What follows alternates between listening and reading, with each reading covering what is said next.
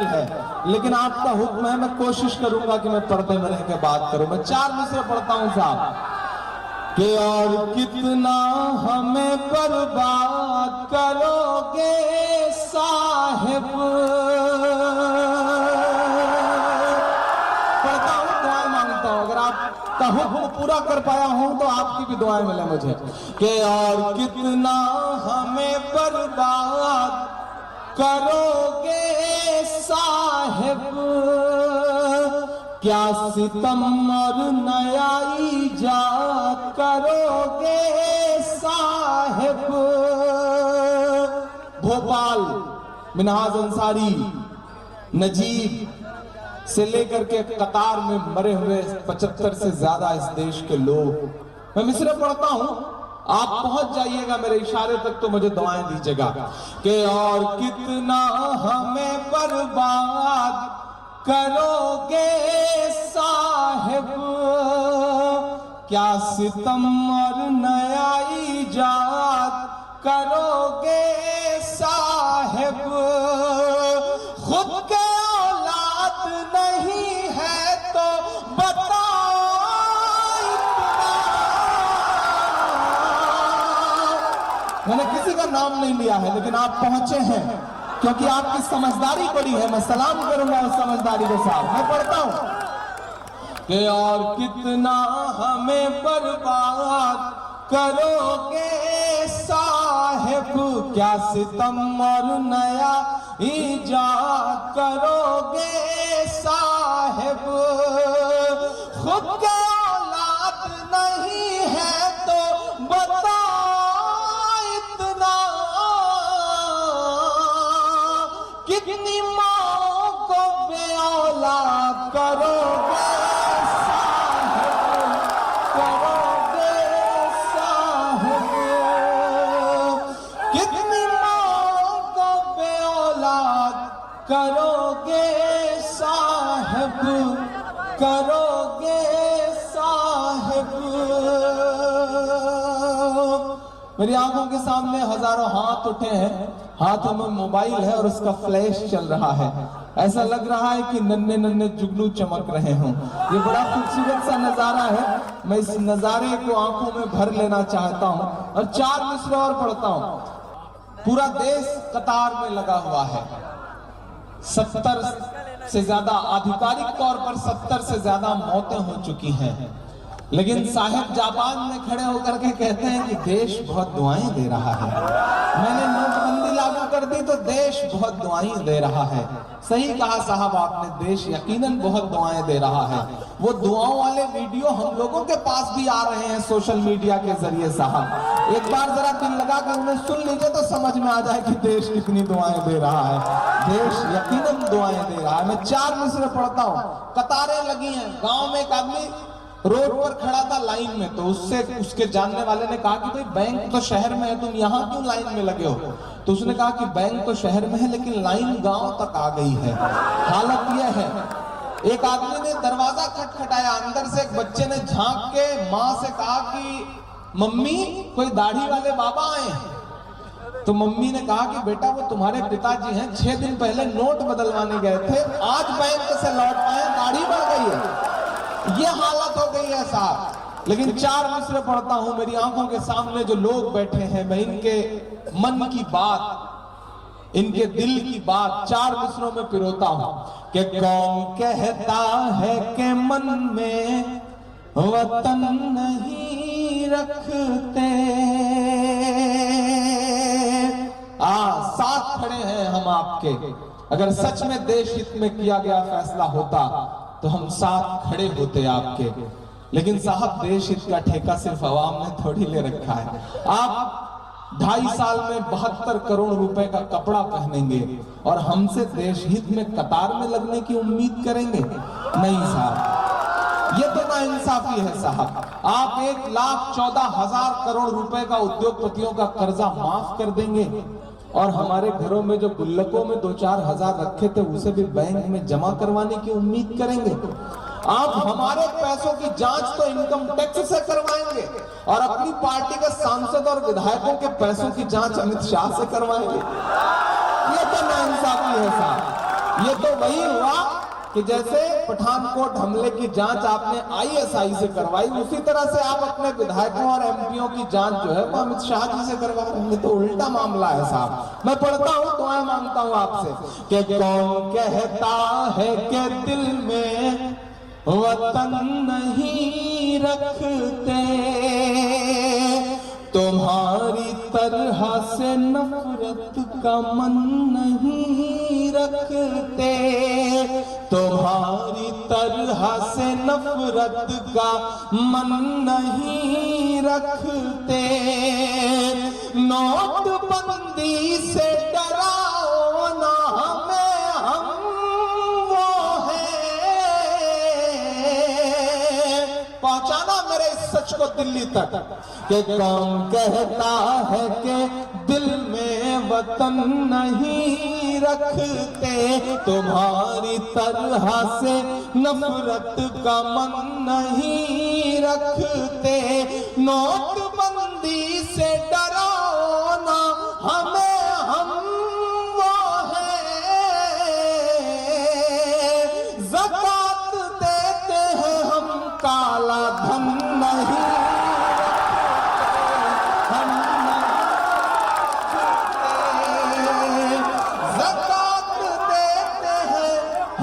काला धन नहीं रखते, हम नहीं रखते।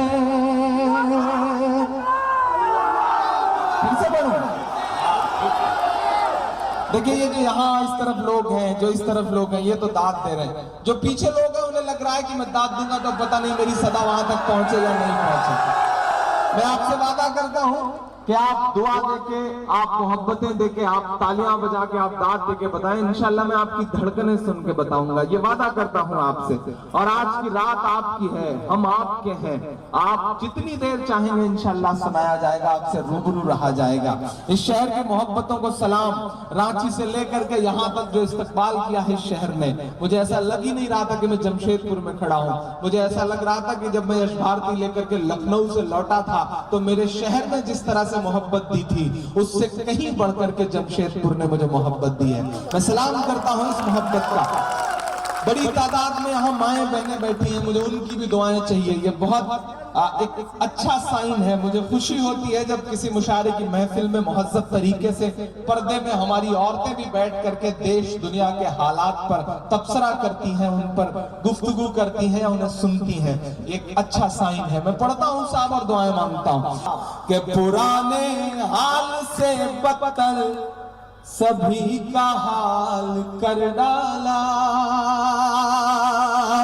पुराने हाल से बदतर सभी का हाल कर डाला, कभी कश्मीर कर डाला, कभी भोपाल कर डाला, कभी कश्मीर कर डाला, कभी भोपाल कर डाला। कहाँ वादा था हर खाते में 15 लाख आएंगे,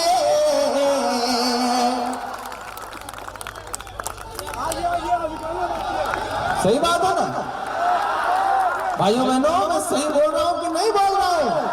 सही बोल रहा हूं साहब। एक पढ़ी लिखी बात सुनना। पढ़े लिखे लोग बैठे हैं। 500 की नोट बंद हो गई, 1000 की नोट बंद हो गई, लेकिन 500 की नोट से डीजल बिक सकता है, 500 की नोट से पेट्रोल मिल सकता है, लेकिन 500 की नोट से सब्जी नहीं मिल सकती, दूध नहीं मिल सकता, अनाज नहीं मिल सकता। क्यों?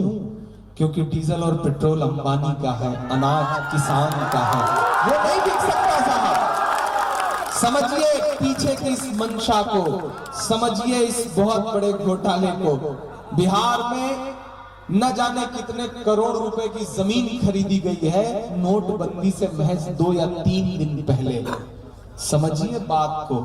हम आप महज 2000 रुपए के लिए कतार में सुबह से शाम तक खड़े रह सकते हैं, लेकिन कर्नाटका में जनार्दन रेड्डी साहब 500 करोड़ रुपए की अपनी बेटी की शादी करते हैं। कहां से आ रहा है पैसा साहब? वो आपकी पार्टी के हैं, उनसे सवाल करिए आदरणीय मोदी जी, तब तो हम मानेंगे आपकी मंशा अच्छी है। आपकी मंशा अच्छी हो तो इस देश का एक एक शख्स आपके साथ खड़ा होगा। अगर आप सच में काला धन बंद करना चाहते हैं, बर्बाद करना चाहते हैं। लेकिन मैं तो ये कह रहा हूं साहब कि इसके पीछे की मंशा ये है कि देश कतार में लगा था।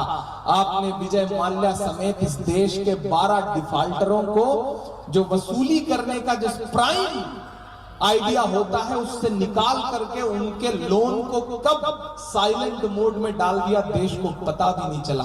6200 करोड़ रुपए का कर्ज साइलेंट मोड में चला गया, यानी कि अब वसूल पाने की प्रायोरिटी नहीं रही।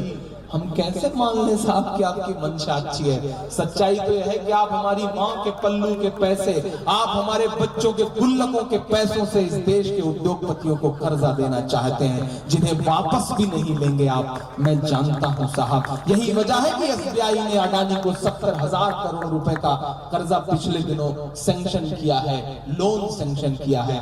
आंखें खोलिए, आप भी खोलिए, और भक्तों से गुजारिश है कि वो भी आंख खोलें, क्योंकि बहुत चालाक शिकारी है।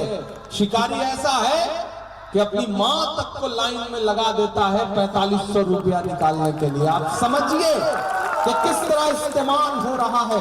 हद तो यह है कि जिस दिन माता जी 4500 निकाल के आती हैं, उसी दिन से शाम से 4500 से लिमिट 2000 हो जाती है। आपकी माता जी निकाले तो 4500 निकलेगा, हमारी अम्मी निकाले तो 2000 निकलेगा। ये तो बहुत बड़ी नाइंसाफी है साहब।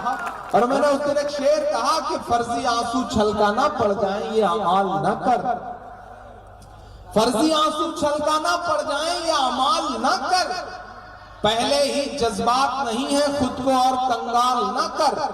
वो रिकॉर्ड कर रहे हैं, मैं रिकॉर्ड कर रहा हूं। आप भी इतनी जल्दी उत्तेजित क्यों हो जाते हैं? मतलब एकदम से रिएक्ट करने लगते हैं, किनारे हो जाएंगे कि फर्जी आंसू छलकाना पड़ जाए ये अमाल न कर, पहले ही जज्बात नहीं है खुद को और कंगाल न कर। वोट के नाम पे, नोट के नाम पे खूब सियासत कर, लेकिन माँ जैसे पाकीज़ा रिश्ते का तो इस्तेमाल न कर। माँ जैसे पाकीज़ा रिश्ते का तो इस्तेमाल न कर के पुराने हाल से बदतर सभी का हाल कर डाला। कभी कश्मीर कर डाला, कभी भोपाल कर डाला। कहाँ वादा था हर खाते में 15 लाख आएंगे, कहाँ सब ले लिया हर शख्स को कंगाल कर डाला। कहाँ सब ले लिया हर शख्स को कंगाल कर डाला। कि भारत माँ की आँख के तारे कहाँ गए। देश परेशान है, लोग मर रहे हैं, लेकिन याद करिएगा कुछ चेहरे ऐसे खामोश हैं जैसे है ही नहीं दुनिया में, जो ठेका लिए घूमते थे साहब। इमरान मिस्र पढ़ता है कि भारत माँ की आँख के तारे कहाँ गए, आरएसएस के राज दुलारे कहाँ गए। अच्छे दिनों की तरह उन्हें भी खोज रहा, कोई बताए अन्ना हजारे कहाँ गए। कोई बताए अन्ना हजारे कहाँ गए। कोई बताए अन्ना हजारे कहाँ गए। मुर्शिद भाई आगे आइए, वहां कहाँ, आप तो मंच के आदमी हैं, आप वहां कहाँ सरपंच की तरह बैठे हुए हैं? आइए इधर आइए, इतनी मेहनत करी आपने। बंदा रात के 2:30 बजे 3 बजे मुझे फोन करके, इमरान भाई कब पहुंच रहे हैं, कितने बजे पहुंच रहे हैं, कैसे पहुंच रहे हैं, क्या कर रहे हैं? मैंने कहा खुदा के बंदे, तो अल्लाह का करम है कि मेरी शादी नहीं हुई, नहीं मैं क्या बताता कि मैं क्या कर रहा हूँ, क्यों इतनी रात परेशान कर रहे हो। लेकिन इनकी मोहब्बत को सलाम, बहुत प्यारे दोस्त हैं ये। और बंगाल से लेके बिहार तक कहीं भी मुशायरा हो, मुर्शिद साहब का चेहरा मुझे वहां नजर आ जाता है। खबर लगती है कि इमरान आ रहे हैं तो ये कह देते हैं कि इमरान भाई हम भी पहुंच रहे हैं। इनका फेसबुक के इनबॉक्स में मैसेज पड़ा रहता है। मैं इनकी मोहब्बत को भी निभाने आया हूं। मैं पढ़ता हूं साहब सोनू भाई की मेहनतें, इनका इस्तकबाल, इनका प्यार। मैं मिसरे पढ़ता हूं कि कोई बताए अन्ना हजारे कहाँ गए। जमशेदपुर वालों की तरफ से पूरे हिंदुस्तान को मुबारकबाद। इस साल की आईएएस टॉपर, आईएएस टॉप करने वाली टीना डबी और सेकंड टॉपर अतरुल शफी साहब मोहब्बत में शादी करने जा रहे हैं। दोनों को मुबारकबाद। नफरतों के इस माहौल में मोहब्बत के जो फूल खिलने जा रहे हैं, मोहब्बत के जो चिराग जलने जा रहा है, मैं उसे सलाम करूंगा। लेकिन 4 मिसरे पढ़ता हूं साहब। ये मुबारकबाद की तो मुझे एक नाम याद आ गया।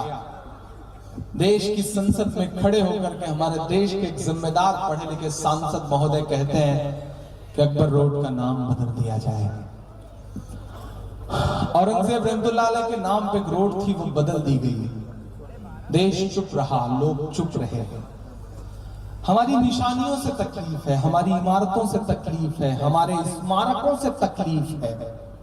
आखिर इतनी नफरतें कहां से लाते हैं आप? खत्म करिए इन नफरतों को, क्योंकि ये इमारतें तो वो इमारतें हैं जो अपने बनने के सैकड़ों साल बाद भी इस देश की तरक्की में कितना बड़ा योगदान कर रही हैं मैं बताता हूं।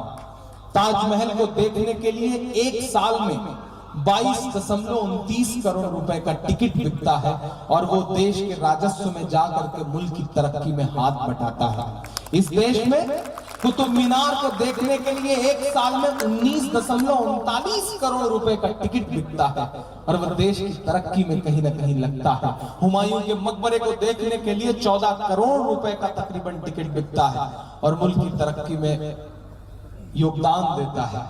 ये इमारतें सैकड़ों साल बाद भी इतना योगदान दे रही हैं, सहयोग कर रही हैं देश की तरक्की में, राजस्व दे रही हैं।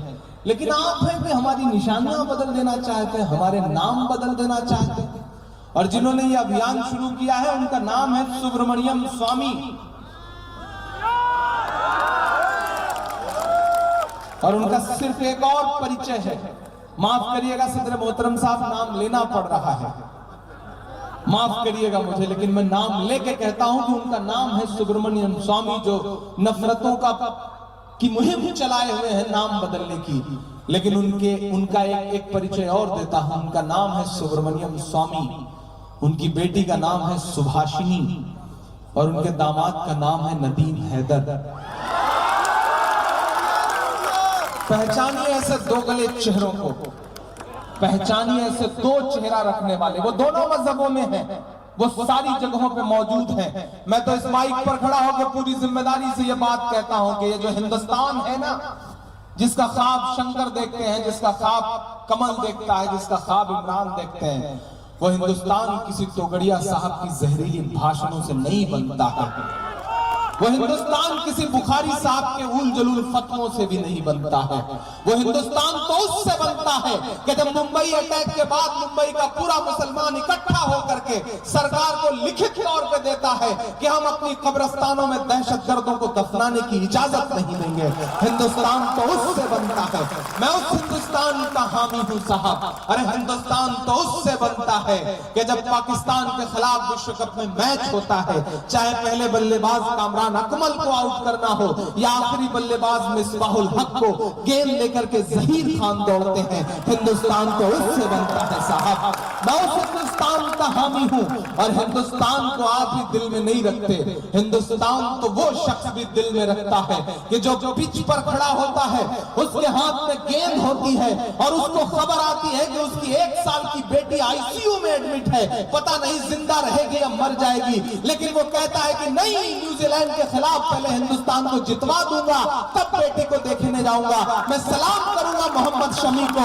हिंदुस्तान ऐसे लोगों से बनता है, हिंदुस्तान किसी के भाषण से नहीं बनता है साहब। ये जो नफरतों की दोहरी सियासत करने वाले लोग हैं, इनको आप भी पहचाने, आप भी पहचाने, अनीस भाई भी पहचाने, रिंटू भाई भी पहचाने, क्योंकि जरूरत आन पड़ी है। मैं 4 मिसरे पढ़ता हूं साहब कि अपने सभी प्यादों के नाम बदल डालो। आपकी मुहिम को सलाम सुब्रमण्यम स्वामी साहब, लेकिन मेरी भी बात को सलाम करिएगा जो मैं कह रहा हूं, और हो सके तो अमल करिएगा कि अपने सभी प्यादों के नाम बदल डालो, तारीखी यादों के नाम बदल डालो,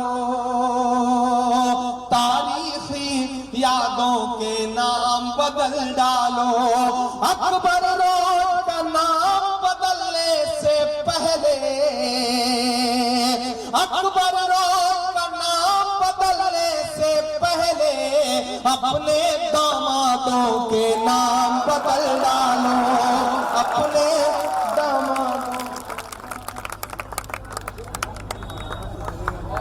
बहुत शुक्रिया। लेकिन अब प्लीज ये सिलसिला जो मालाएं लेके बैठे हैं उनसे गुजारिश है कि अब उसे अपने पास रखें।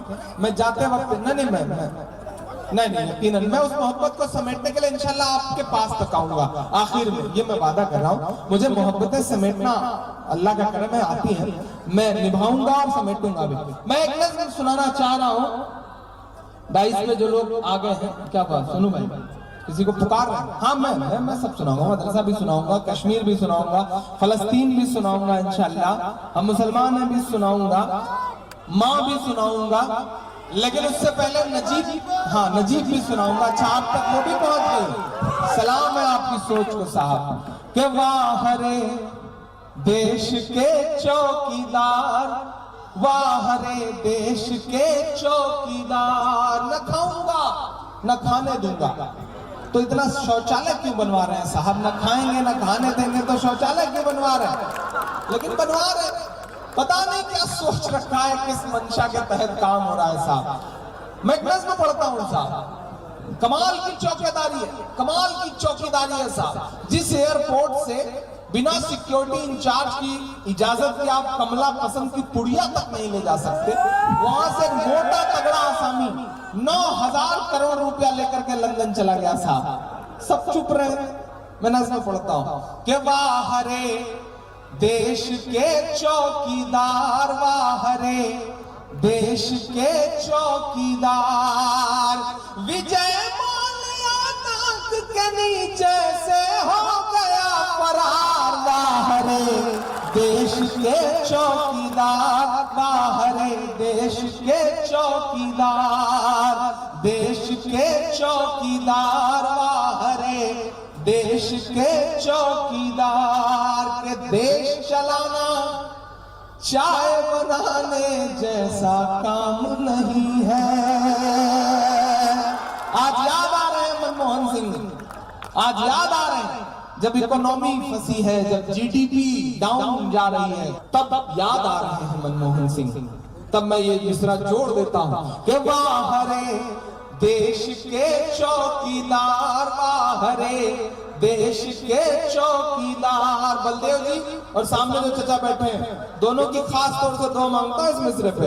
वाह रे देश के चौकीदार, तुमसे ज्यादा सरदार था वो पिछला सरदार, वाह रे देश के चौकीदार, वाह रे देश के चौकीदार, तुमसे ज्यादा सरदार था वो पिछला सरदार, वाह रे देश के चौकीदार, वाह रे देश के चौकीदार, के देश चलाना चाय बनाने जैसा काम नहीं है, नफरत वाली राय बनाने जैसा काम नहीं है। एक किसान ना कर्ज चुकाए तो फांसी का फंदा। एक साल में, महज एक साल में महाराष्ट्र में 3539 किसानों ने महज कुछ लाख रुपए का कर्ज ना अदा कर पाने की वजह से खुदकुशी की है। और आप कहते हैं अब की बार किसानों की सरकार, कैसे मान लूं साहब, कैसे यकीन करूं साहब? आप लाखों करोड़ रुपए का कर्जा उद्योगपतियों का माफ कर देंगे। आप पाकिस्तान जब बिना बताए, बिना दावत के जाएंगे तो आपके विमान में उद्योगपति रहेंगे, और आप कहते हैं कि अब की बार किसानों की सरकार, कैसे मान लूं साहब? कि एक किसान ना कर्ज चुका